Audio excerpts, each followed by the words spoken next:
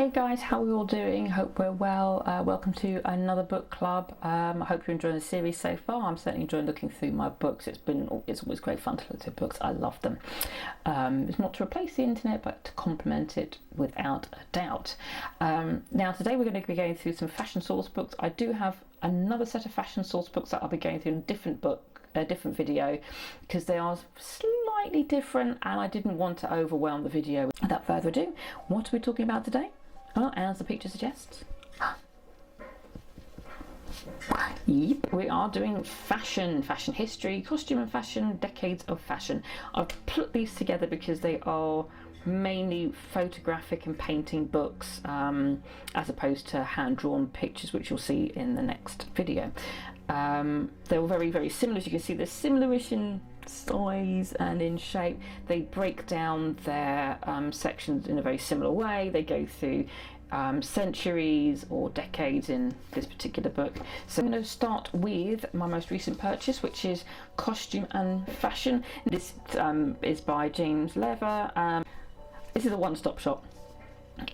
It's very different in terms of the other two books because it's actually quite a wordy book. That's not a bad thing. So I know some people, yes, you like to look at pictures, but you need a bit more context around it, and this book definitely gives you that. And it also covers the widest range of time periods. We are talking tens of thousands of years ago, and it goes through in some detail about some of the different pictures and what they're wearing. As you can see here, we have tunics, so the Persian archers from Susa from the 5th to the 4th century BCE. And that's something that I don't think I've got in any other book in the fashion sourcing. So you can actually get to see what were people wearing, how did they wear them, and what the context they were wearing them in.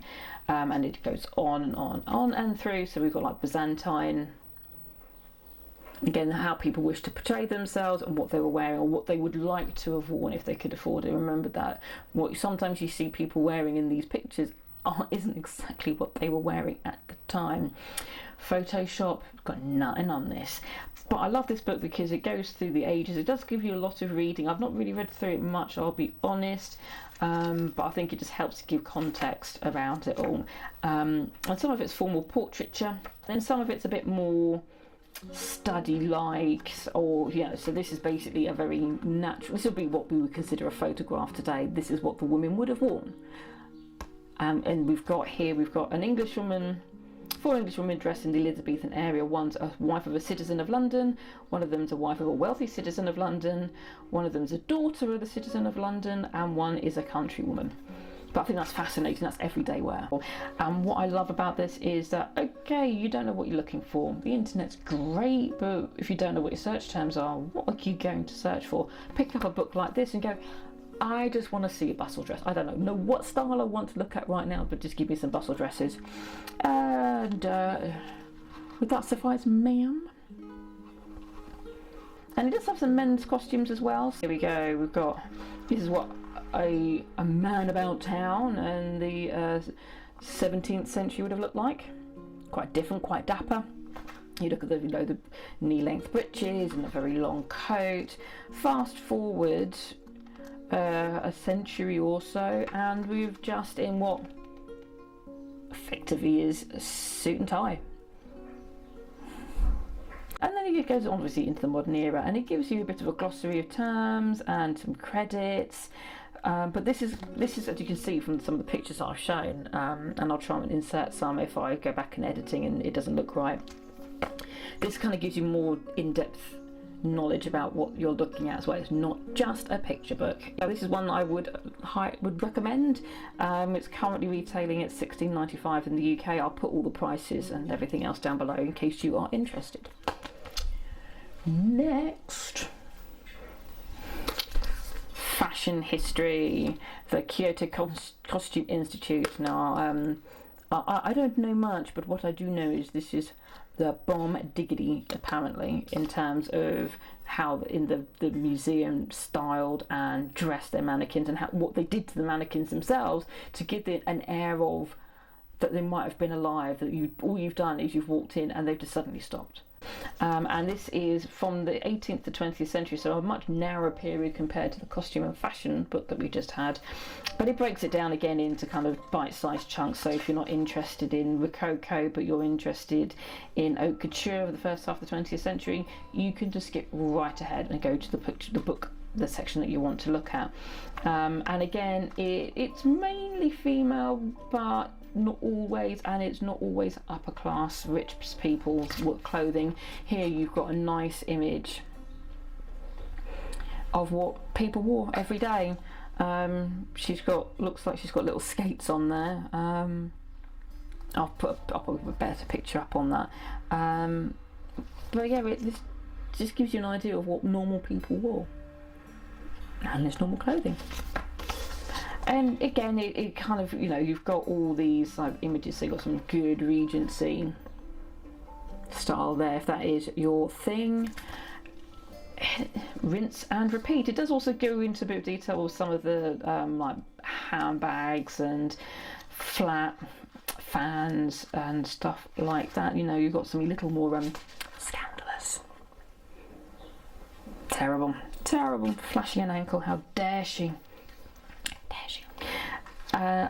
But it also gives you some glorious, gorgeous up-close pictures of the fabric. You can really see, the effort that's gone into making the fabric, and sometimes you can even see some of the stitches. Not always, but some of them you can quite clearly see that, and that's great. It just really makes it come alive. And again, so if you have a look there, we're moving right into the modern era here. You've just got some lovely pictures there. Sorry, I need to keep looking at my monitor so that I don't move around too much and mean that you can't focus. Again, I love this book because it's got so much going on and it's got something for everybody. And what I do like about this is that it goes on, it talks about the different designers and the different fashion houses that I mentioned throughout the book, as well as a rather neat little glossary of other terms.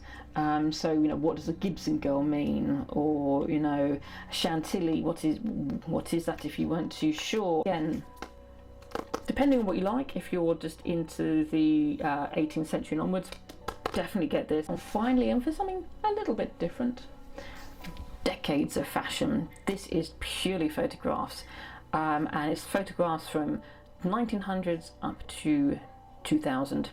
And again, it's split out each decade, because each decade has a slightly different feel to it depending what's going on socially and economically. And most of these pictures are in black and white, and no, they don't necessarily give you the up-close detail that some of the other books would have given you, but at the same time, it gives you more of a social understanding without it being too moralising or grandstanding. They are just pictures of people. Some famous people, some not so famous people. So who have we got here? So we've got Joan Crawford in her 1940s glorious divinity, and you can look at the but it's not just what she's wearing, it's how it's been styled, and it's just the attitude that it gives off as well. That's sometimes quite important, no matter what you're wearing. Sometimes it's not is it really enough just to put the clothes on, or do you really want to get into, especially in like the 1940s with like film noir stuff. There was something about an attitude in that if you could portray that, that's what will elevate your costume or your clothes even higher. And as I say, it just goes through the ages, and again, it's all, you can see different hairstyles as well, some footwear, and you get to sort of see some notable people, that you may, actresses. I mean, look at that for a cocoon coat. I mean, ooh-wee. I'm not sure if I would suit it, but I certainly might get that a go. Is this a book that you must have if you could only have one of those 3 books? I don't think I could say that.